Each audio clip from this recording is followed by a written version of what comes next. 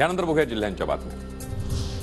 दुष्काळग्रस्त भागातील पीक कर्ज असणाऱ्या शेतकऱ्यांना मोठा दिलासा। 40 तालुक्यांमध्ये पीक कर्ज वसुलीला राज्य सरकारची स्थगिती। दुष्काळ सदृश परिस्थिती घोषित। कोरोनाच्या पार्श्वभूमीवर शिर्डीतील साई संस्थान सतर्क। पालकमंत्री विखेंच्या सूचनेनंतर मंदिरामध्ये झळकले नो मास्क नो दर्शनचे फलक। गर्दी लक्षात घेता भाविकांना आवाहन। रत्नागिरी वैभववाडी कोल्हापूर रेल्वे मार्गाची चाचपणी सुरू। रेल्वे मार्गासाठी डीपीआर तयार करण्याच्या कामाला सुरुवात। अंदाजे 3411 कोटींचा खर्च अपेक्षित। नंदुरबारमध्ये सरकारी हमी भावापेक्षा कमी दरामध्ये कापूस खरेदी। कापूस उत्पादक शेतकरी संतप्त। मंत्र्यांना दौरे करायला वेळ, मात्र कापूस उत्पादक शेतकऱ्यांकडे लक्ष देण्याला वेळ नसल्याचा शेतकऱ्यांचा आरोप। शेतकरी आक्रोश मोर्चा बारामतीमध्ये दाखल। सुप्रिया सुळे, अमोल कोल्हेंची मोर्चामध्ये हजेरी। बारामतीमध्ये शेतकरी आक्रोश मोर्चाचं स्वागत।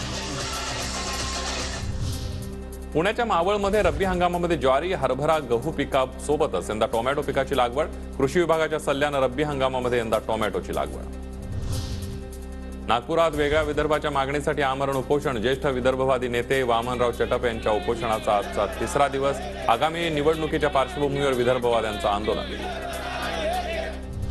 नागपुरात डंपरने दोघांना चिरडलं। दुर्घटनेमध्ये दोघांचा मृत्यू। अपघातानंतर नागरिकांनी डंपर पेटवला। बिडगावमधून डंपर वाहतूक बंद करण्याची केली मागणी। सांगलीमध्ये वाहतूक पोलिसांविरोधात रिक्षाचालक आक्रमक। रिक्षाचालकांकडून गाजर वाटत वाहतूक पोलिसांचा निषेध। अवैध रिक्षा प्रवासी वाहतुकीविरोधात तक्रार करूनही कारवाई होत नसल्याचा आरोप।